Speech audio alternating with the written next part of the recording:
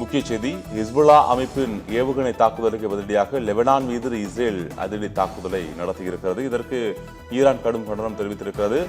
லெபனானில் செயல்பட்டு வரும் ஈரான் ஆதரவு ஹிஸ்புல்லா அமைப்பு இன்று காலை இஸ்ரேல் மீது ஏவுகணை தாக்குதலை நடத்தியது. இஸ்ரேலில் எஃப்தப், ரவோட், நாப்தலி ஆகிய நகரங்களை குறிவைத்து ஏவுகணைகள் ஏவப்பட்டன. இதனை இஸ்ரேல் நடுவானில் முறியடித்தது. இஸ்ரேல் மீது ஹிஸ்புல்லா ஏவிய ஏவுகணைகளை நடுவானில் சுட்டு வீழ்த்தி இஸ்ரேலின் வான் பாதுகாப்பு படையானது அசத்தியது. இந்த தொடர்ந்து தற்போது லெபனானின் டஹியா மாவட்டத்தில் ஹிஸ்புல்லா கட்டுப்பாட்டு மையங்கள், உள்கட்டமைப்புகள் மீது இஸ்ரேலானது தாக்குதலை நடத்தியிருக்கிறது.